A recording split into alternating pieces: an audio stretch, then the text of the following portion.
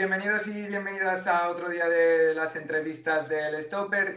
Ya sabéis que en estas charlas, o el objetivo de estas charlas es acercarnos al fútbol desde puntos de vista distintos, desde profesionales de distintos sectores. Y bueno, ya lo estáis viendo en pantalla. Hoy nos acompaña alguien que no necesita mucha presentación. Nos acompaña el periodista y escritor Nacho Carretero, autor entre, bueno, muchísimas cosas que hace, reportajes en El País y mil cosas que ha hecho, pero autor entre otras cosas de los libros Fariña y En el corredor de la muerte. Así que, oye, Nacho, muchísimas gracias por dedicarnos este rato. Un placer, gracias a ti por invitarme. Antes de meternos un poco de lleno en el tema fútbol, he visto que ahora habéis, bueno, hace un tiempo que habéis adaptado Fariña al teatro. ¿Cómo está yendo eso, teniendo en cuenta el contexto actual de pandemia, limitaciones de horarios, de aforos y demás? ¿Contento con el proyecto? ¿Cómo va?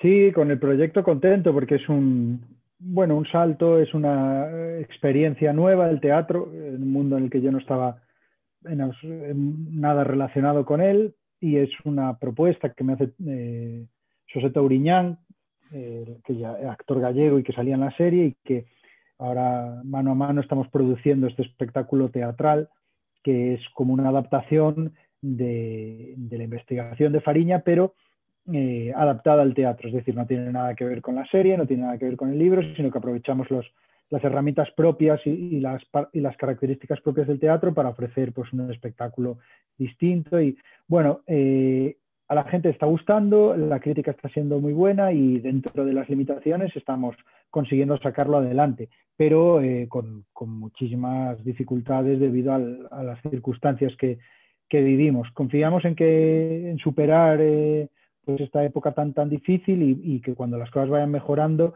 pues se vaya haciendo un poco más fácil, porque bueno, la idea es estar hasta antes del verano en Madrid y después del verano pues empezar a girar por España. Esperemos que cada vez sea más sencillo, pero ya te digo, aún así, pese a las dificultades, la gente se sigue acercando al teatro y sigue respondiendo.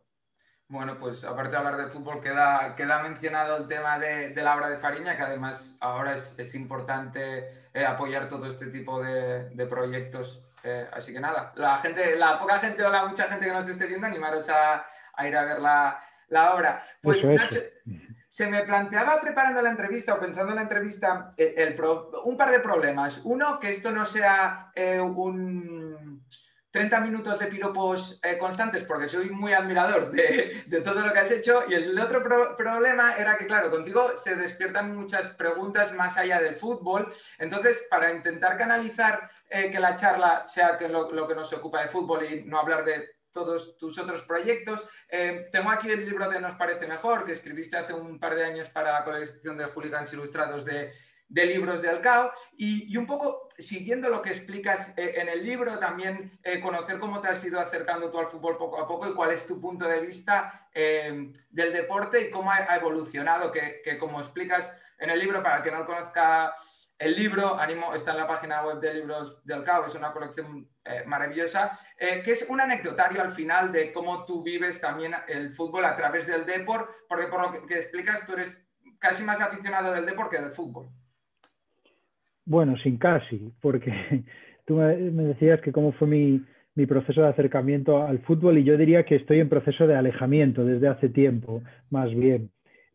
Digamos que el fútbol me atraía mucho más antes, hace años, que ahora. Eh, a mí el fútbol siempre me gustó mucho porque lo primero jugarlo, siempre lo jugué y es una de las actividades que más me ha llenado, jugar al fútbol, que más feliz me ha hecho. Todavía lo sigo jugando, aunque bueno, ya tengo 39 años, ya es más complicado mantener el ritmo y sobre todo evitar que te duela todo, pero sigue siendo una de las cosas que más me ilusionan y me gustan. Y lo que es el juego en sí es lo que siempre me atrajo de ver partidos, es el ver cómo hay gente que puede ser tan virtuosa de lo que uno intenta hacer cuando va a jugar y bueno, y ver cómo hacen los profesionales eso mismo, que parece otra cosa. Entonces el juego es lo que siempre me gustó.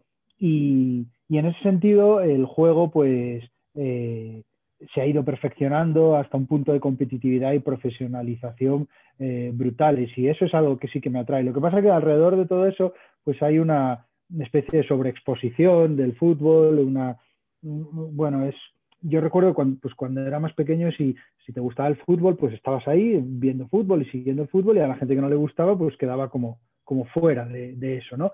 Ahora parece hasta difícil estar fuera del fútbol, que lo ocupa todo y penetra en todas las zonas de la vida, y acaba por ser un poco agotador, porque de pronto parece como que es una cosa como muy, muy seria y muy trascendente, en la cual hay gente con muchos intereses que no tienen nada que ver con el juego, y eso pues creo que a mucha gente, y a mí por lo menos, me ha separado, me ha distanciado un poco de lo que es la esencia del fútbol, ya no por ser purista, sino porque esa sobreexposición, esa avalancha continua de fútbol, a mí personalmente me ha generado un poco de rechazo. A partir de ahí, el deporte yo lo considero otra cosa, no lo considero fútbol, lo considero como un vínculo identitario, tribal, sentimental, en el que ya no estoy en posición de elegir o de retirarme. Ya tengo, en el caso del Depor, una cruz en estos momentos, y hay que portarla.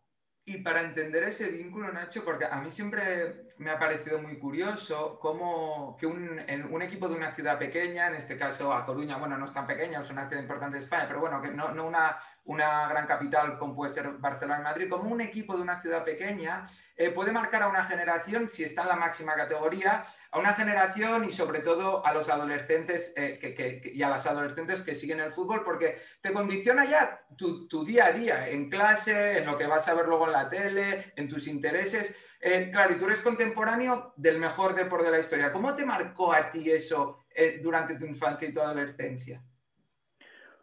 Me marcó profundamente, como a toda mi generación coruñesa, porque al final el equipo de fútbol, y decías tú en una ciudad pequeña, es que yo creo que sobre todo en una ciudad pequeña, cuando pertenece a una comunidad más reducida, se convierte en un factor identitario de tal peso, o al menos del mismo peso que otros que no tienen que ver con el deporte o con el fútbol. En este caso, un equipo de fútbol constituye pues, un símbolo tribal, de unión, identitario, donde sentirte reflejado y donde responder a preguntas muy generacionales y muy adolescentes, como quién soy, a qué pertenezco y con quién voy a la batalla, ¿no? Aunque sea una batalla de ir todos los domingos al estadio.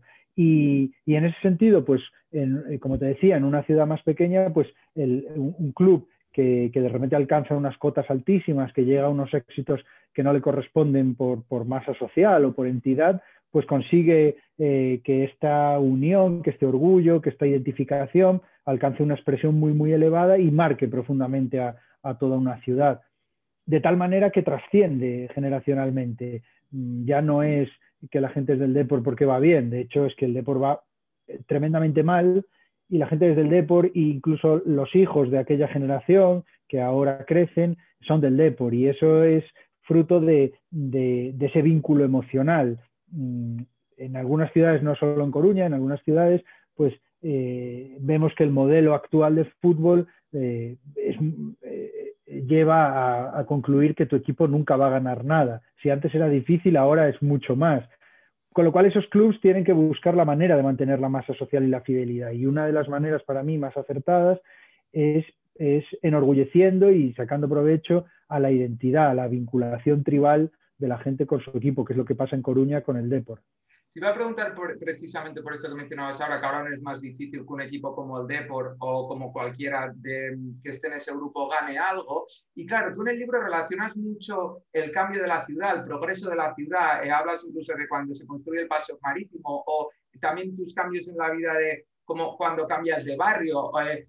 Y cómo el Depor, dentro de eso, va de la mano cambiando con la ciudad, progresando con la ciudad, progresando, si entendemos progresar por ganar títulos, por codearse con los equipos más grandes, pero tú haces hincapié en que eso, al menos desde tu punto de vista, lo percibías como algo que era como prácticamente de prestado, que era un sitio en el que el Depor no era el sitio natural del Depor y que más tarde o más temprano volvería a su lugar habitual. ¿Fueron años un poco tanto en lo social, hablando de temas de urbanismo, por ejemplo, como en lo deportivo, irreales de alguna manera?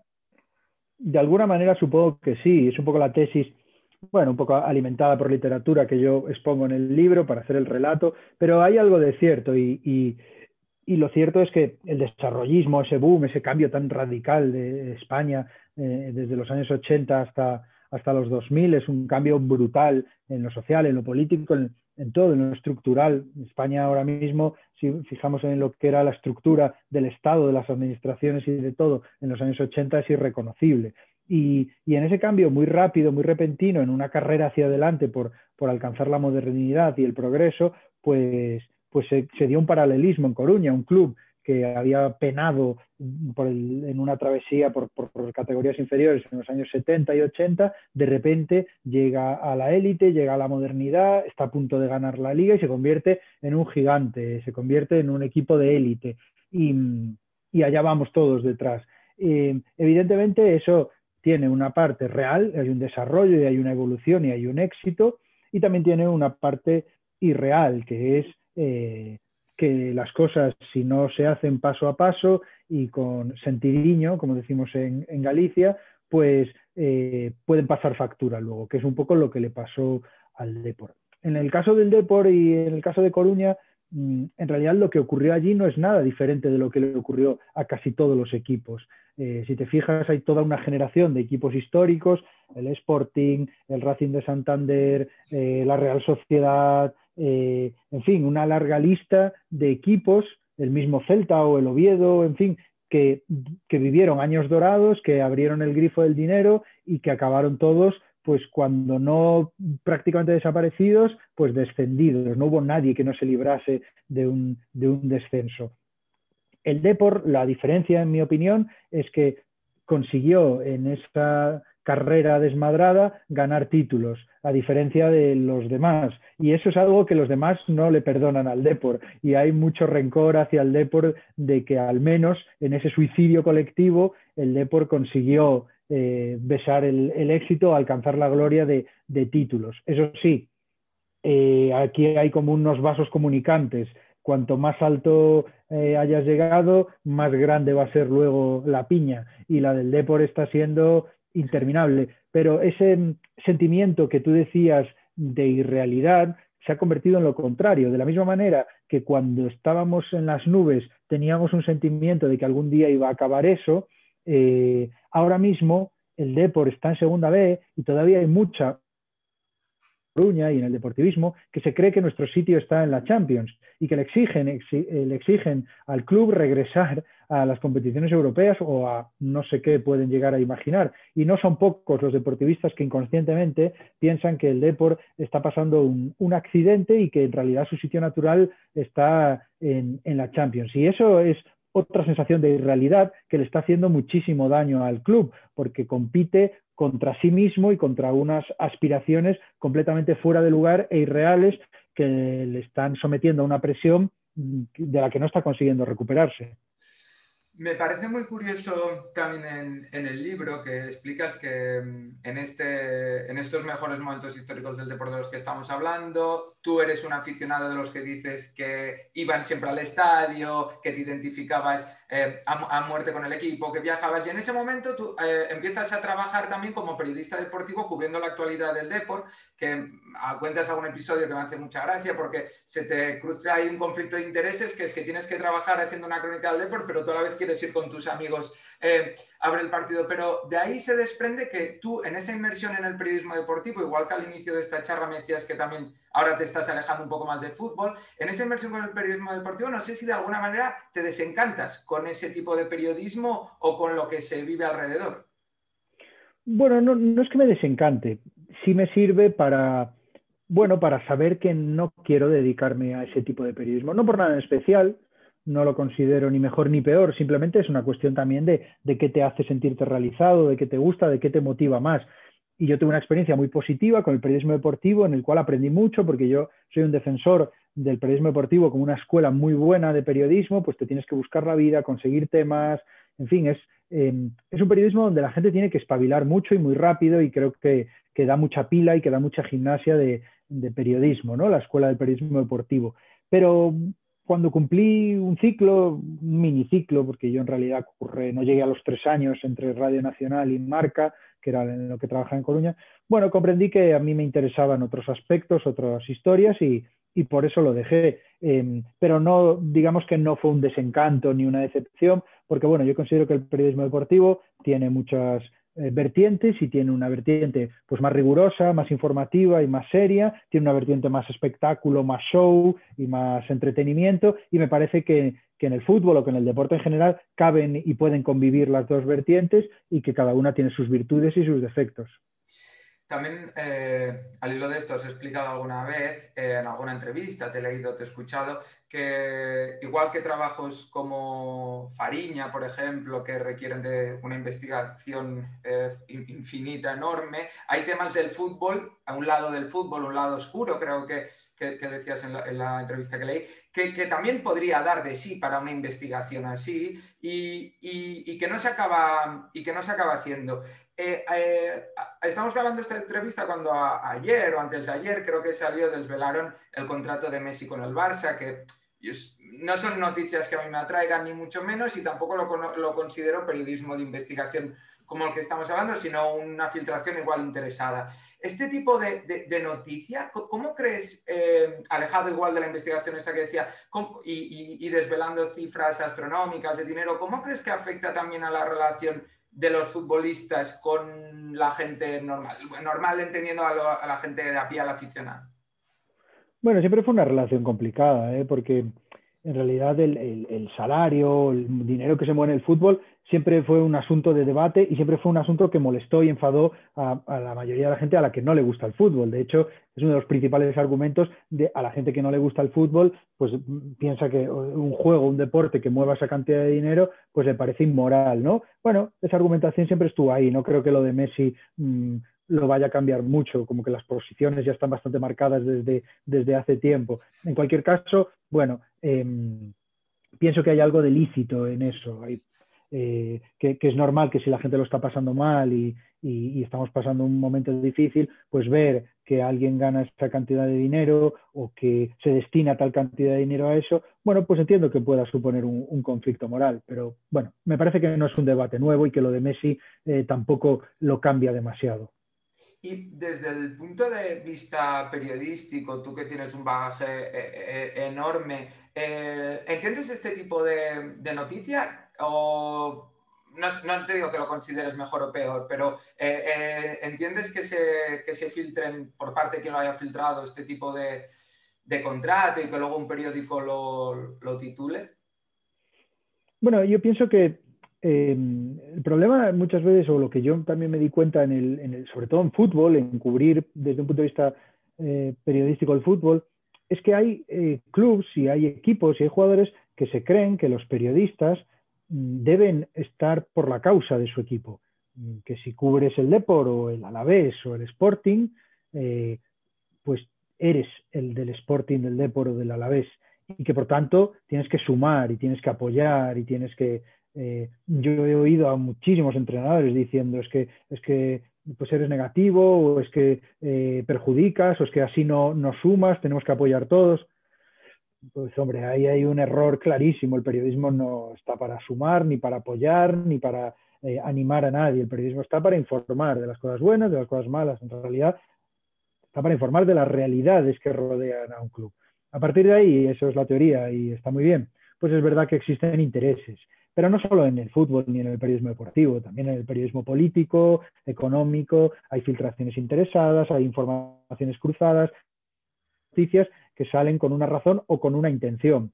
A mí no me corresponde juzgar eso, se me escapa un poco porque no estoy en esa posición ni en esos puestos.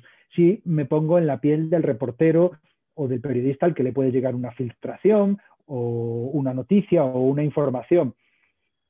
Personalmente, si a alguien le beneficia o no, pues me pasa a un segundo plano. A mí lo que me interesa es que si llega algo a mí que considero noticioso, que considero interesante o que considero informativamente adecuado, me interesará publicarlo como periodista.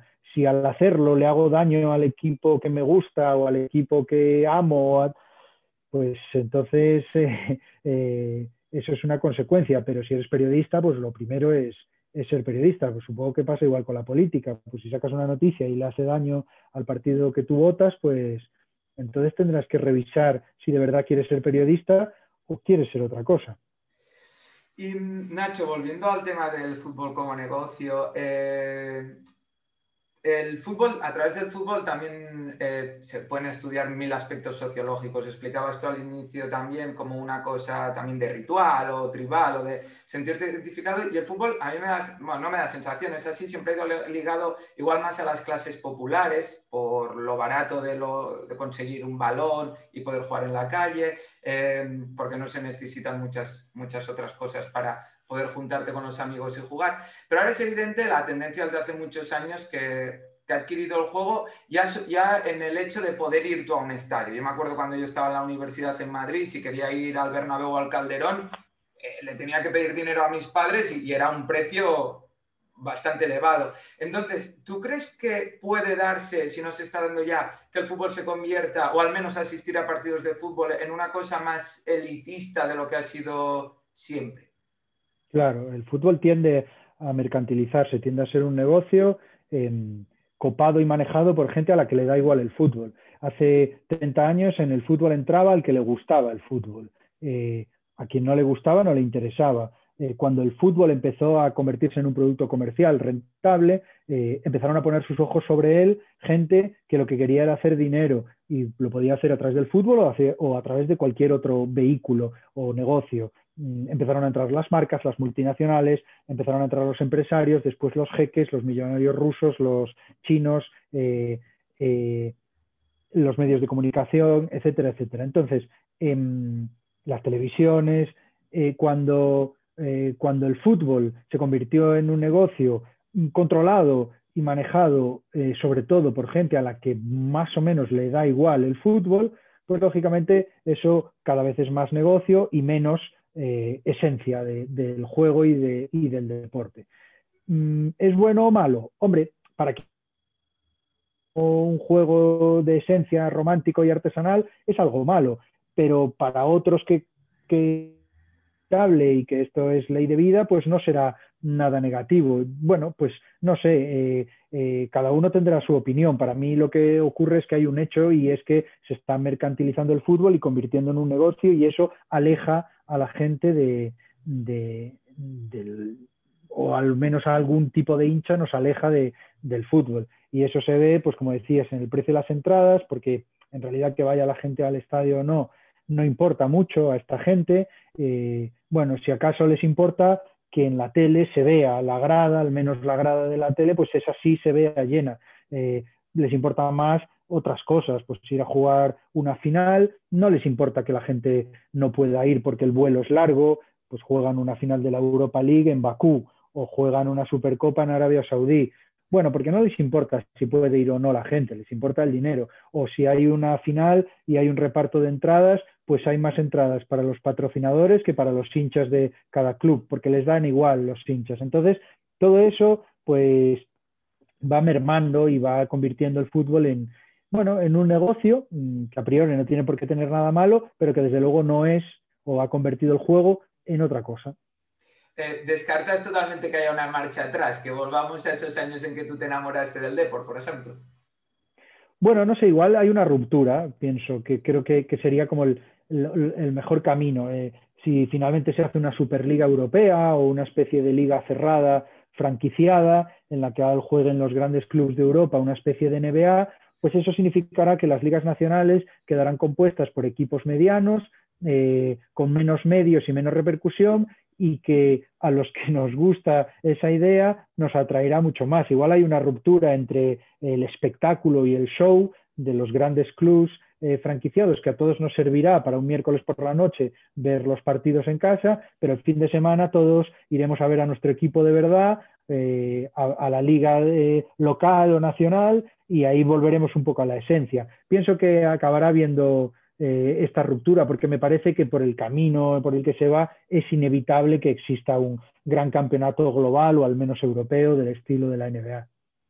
Y Nacho, en medio de todo esto están los actores principales, que son los jugadores. Aquí hablando con Capa, con Ángel Capa sobre la creación del ídolo, él me decía que él cree que el ídolo no es tanto que lo crea el aficionado, sino que es una cosa que necesitan también los medios de comunicación de ensalzar a alguien para vender más periódicos, sacar más noticias sobre alguien y tal. Eso decía él. Entonces, yo también me planteo que, ¿por qué es más fácil entrevistar en un canal pequeño como este al autor de Fariña y del Corredor de la Muerte, que son de los trabajos más aclamados y más exitosos de los últimos tiempos, que ha salido no solo un libro, sino que ha llegado al gran público en televisión, hablamos de una obra de teatro? ¿Por qué es más fácil llegar a ti, en este caso que estoy hablando contigo, que a cualquier futbolista, ya no hablo del Barça de Madrid, posiblemente de cualquier equipo de primera división, conseguir una entrevista?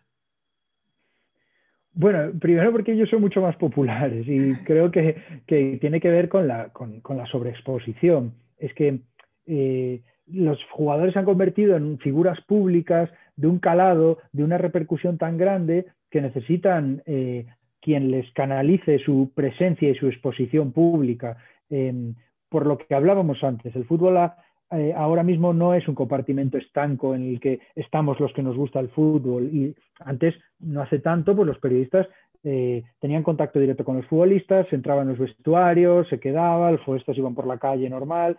Hoy en día, y sobre todo los grandes clubes, las grandes estrellas, pues se convierten en la cara visible de todo este negocio global e infinito del que hablábamos. Y la cara visible, por tanto, no deja de ser también una parte de, o sea, la marca, el embajador, pues yo qué sé, el reclamo de todo este negocio millonario. Por tanto, su popularidad trasciende ya del fútbol y se han convertido en personajes conocidos mundialmente.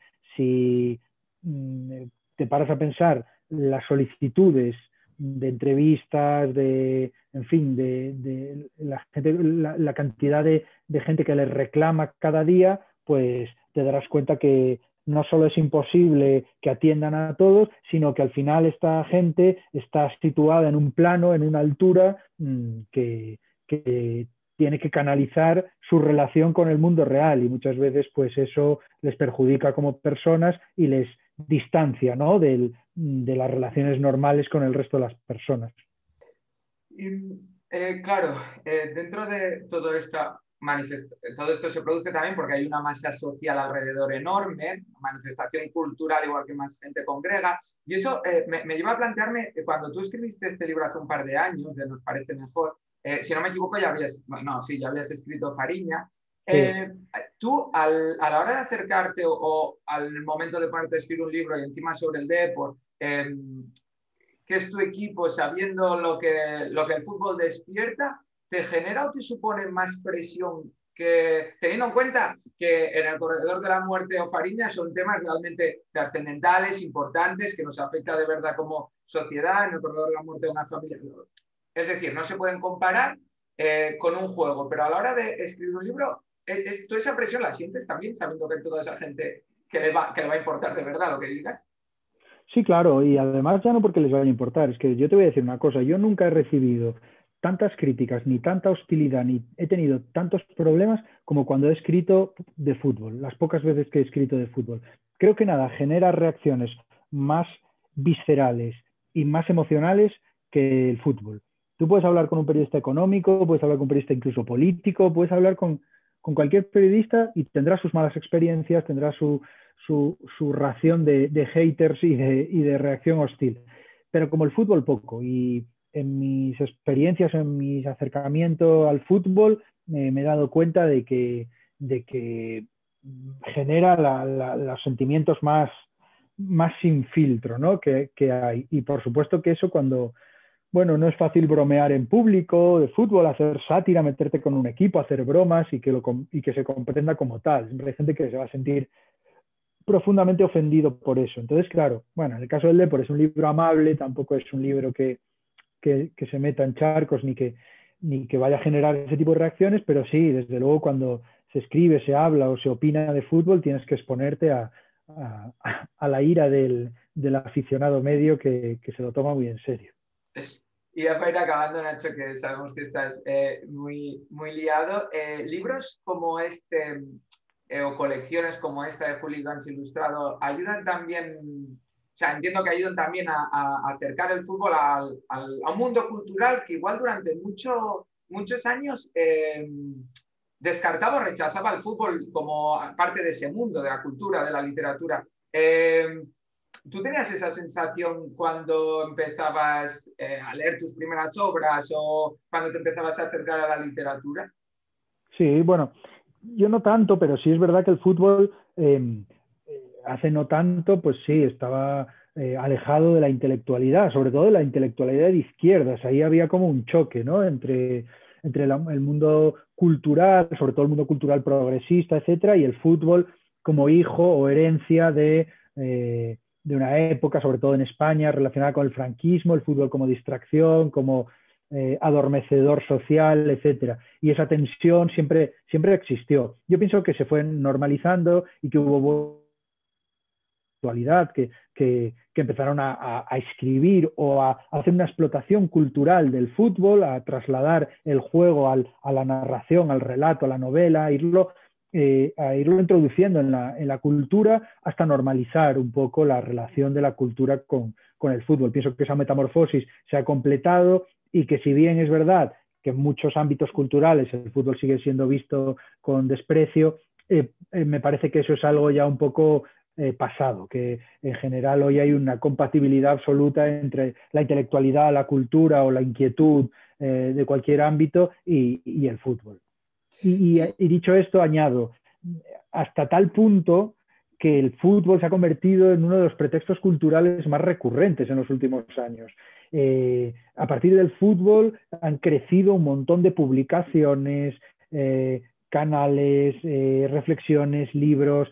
El fútbol ha pasado de estar al margen de la cultura a ser un propulsor cultural enorme y una vía de acercamiento a otros ámbitos de la cultura muy grande, sobre todo para gente joven que a través del fútbol acaban interesados por la geografía, por la sociología, por las realidades sociales a través de las gradas de los equipos, de la historia de países y ciudades a través de sus clubes. Es como un punto de partida que a mucha gente le atrae hacia otros temas y creo que eso es algo muy positivo.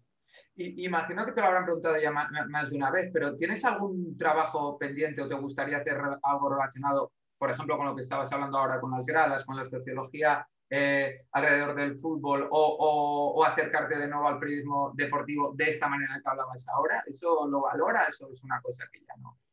No, no por nada especial, simplemente porque mi cabeza está en otro tipo de proyectos. Desde luego siempre, o sea, mi interés sigue intacto, a mí me gusta mucho el fútbol en ese sentido, digamos, como pretexto o como iniciación hacia otros intereses. De hecho, bueno, por mi trabajo y también por gusto viajo mucho y cuando viajo pues me interesa mucho la realidad futbolística del lugar y a veces me encuentro que a través de la realidad futbolística de ese lugar puede tener ciertas pistas, bueno, no demasiado fiables, pero sí algunas pistas de la estructura social de ese lugar. Y de hecho, y a modo de anécdota, pero yo siempre que viajo a cualquier lugar tengo un ritual, que es comprarme la camiseta del equipo de fútbol de ese lugar. Pues, por ejemplo, me voy a Sierra Leona a cubrir la crisis del ébola allí y dedico una tarde entera a comprarme la camiseta de la selección de Sierra Leona y a encontrarla.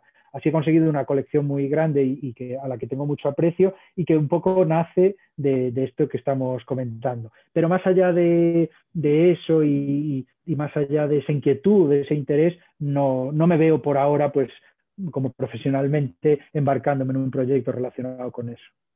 Pues Nacho, ahora ya sí la última. Siempre acabamos las entrevistas del Stopper con que el invitado o la invitada nos deja una recomendación, ya sea literaria, cinematográfica o musical, que pondremos en nuestras redes la semana que viene. No vale ni que sea Fariña ni en El Corredor de la Muerte, que ya, eso ya lo recomiendo yo. Pues mira, te voy a recomendar, medio vago por no pensar más, pero medio porque viene al caso, un libro que yo tenía pendiente desde hace años, que es de sobra conocido y elogiado, que es Open, la biografía de Andrea Gassi. Yo lo tenía como pendiente y solo oía cosas buenas de este libro. Y empecé la semana pasada, dije, bueno, voy a empezarlo ahora que por fin tengo el hueco. Y me está fascinando de la misma manera que esperaba que lo hiciese y está siendo acorde a las expectativas. Es lo que hablamos, pues en vez de fútbol, en este caso tenis, pero el deporte como trampolín hacia muchísimas más cosas. Y además está escrito por un enorme periodista, premio Pulitzer, y que escribe de una manera que se hace ya no fácil, se hace irresistible seguir leyendo, es como leer una novela y bueno, pues mi recomendación, aunque manida y de sobra conocida, voy a sumarme a la legión de fans de este libro y recomendar Open de Agassi. Pues me lo apunto, además lo tengo pendiente y si me permites te recomiendo yo de vuelta en este sentido de Open también de Sam Warburton, que era el capitán de la selección de Gales de rugby. Está genial y a raíz de ese tengo pendiente el de Agassi. Así que me ha ido bien que lo recomiendes porque ya te doy yo este de vuelta. Está muy bien. Genial, pues apunto tu recomendación. Oye Nacho, de verdad, muchas gracias por atendernos, que sabemos que ahora andas muy ajetreado. Mucha suerte con tus proyectos, con también lo que comentábamos ahora de teatro, la adaptación teatral de Fariña. Aprovechamos, aunque se escribió hace un par de años, para recomendarnos Parece Mejor y la colección de hooligans ilustrados. Y nada, igual en un futuro podemos volver a hablar y nos enseñas la colección esta de camisetas que comentabas. Encantado, te agradezco a ti la invitación, muchas gracias porque ha sido una charla muy agradable y que te vaya muy bien con este proyecto y con todo lo que emprendas.